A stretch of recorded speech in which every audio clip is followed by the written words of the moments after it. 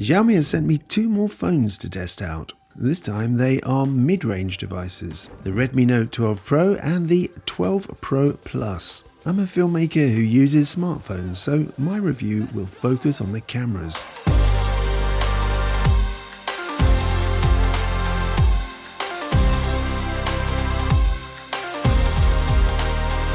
I recently tried out the Xiaomi 13 Pro and mistakenly called it a mid-range phone, when in fact it was a top-of-the-range device costing about the same as my iPhone 14 Pro. Oops. I did like it, but there were a few glitches that needed fixing. But hopefully these Redmi devices are a bit more reliable. Both devices use the MediaTek Dimensity 1080 mid-tier chipset and carry identical Dolby Vision and HDR10 Plus compatible displays with identical resolution.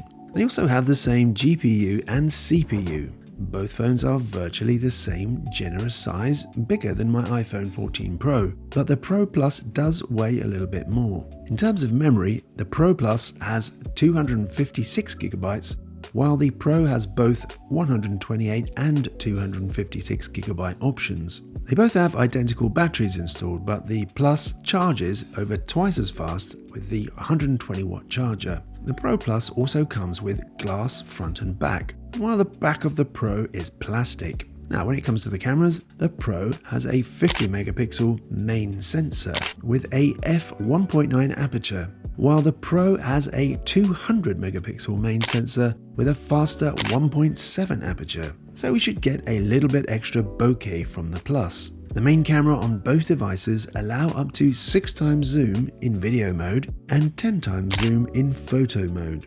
So they both have an ultra-wide and a macro, but no telephoto. So there is a 2x button in the camera app, but that just crops in on the main sensor. So it's really just a zoom button. Both devices have the same specs when it comes to shooting video. At 30 frames per second, they will both go up to 4K resolution. At 60 frames per second and 120 frames per second, the max resolution is 1080p. Both selfie cameras are limited to 1080p, but they can shoot up to 60 frames per second. Which again makes me wonder why Xiaomi has limited the selfie camera of the flagship 13 Pro to 1080p and 30 frames per second. I mean, this Note 12 Pro is a third of the price, and yet it can shoot 60 frames per second with the selfie cam. When it comes to the ultra-wide and macro cameras, both these devices are again identical. In terms of price, both devices are in that lower end mid-range of phones. The Redmi Note 12 Pro Plus is only about $60 more if you compare both the 256GB versions. And pretty much the only difference is the main camera and the faster charging battery. The extra quality from the main camera of the Pro Plus is immediately apparent. The greater dynamic range delivers a nicer overall image. I got nicer skin tones when shooting 30 frames per second video in 4K with the Pro Plus than with the Pro. One thing that I did notice was that the Pro Plus 200 megapixel main camera has a wider field of view than the Redmi 12 Pro's 50 megapixel main camera. Now, one thing I noticed when I took some quick snaps of some daffodils, the Pro's autofocus actually did a better job by focusing on the daffodils, whereas the Pro Plus decided for some reason to focus on the background. And I took 6 photos with each, and it happened every time. So it seems that when the foreground and the background look a bit similar, the Pro Plus does have a harder time telling the difference, at least in this situation anyway. Aside from that, I didn't notice the Pro Plus having any focusing issues.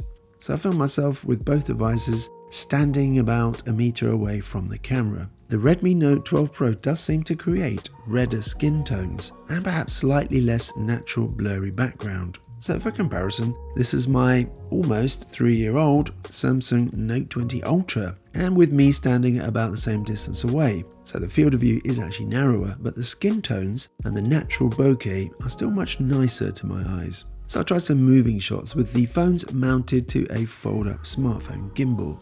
And actually I can't tell you which one I used because it's not released yet. Stay tuned for the release of that smartphone gimbal on the 29th of March because this is another really great gimbal. The selfie cameras look pretty good, but they look a lot better in softer lighting editions. The macro cameras in both of the devices are limited to 720p, which is pretty standard for this range of device. I did a quick test and as I say, they are pretty much identical quality.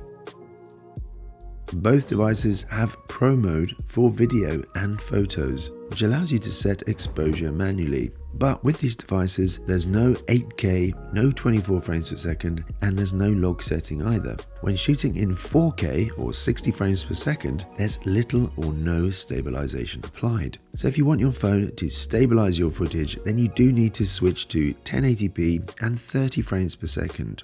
And the ultra wide angle is only 8 megapixels, so there is a bit of a drop in quality there, especially in low light situations. Both devices allow you to switch to a high resolution photo mode. With the Pro Plus, you need to tap more and then tap Ultra HD to switch to that mode.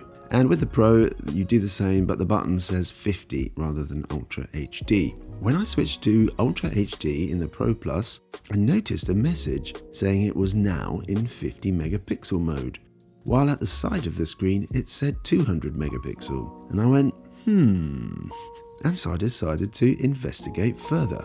Turns out the photos from both cameras were in almost identical resolution. In fact, the photos from the Pro actually had a slightly higher resolution. So that's odd, isn't it? It seems that while the Pro Plus has a sensor with 4 times the number of pixels compared to the Pro, it doesn't actually use them to take higher resolution videos or photos. Now, if you want to learn more about smartphone filmmaking, you can join me on Patreon, where I've now got a 9-day beginner course. There's also books to download, and there's dozens of video lessons as well. Plus, you can chat to me and other people on our members-only Discord server. So that's it for this video. And I'm going to see you in the next video that I see you in. Ow.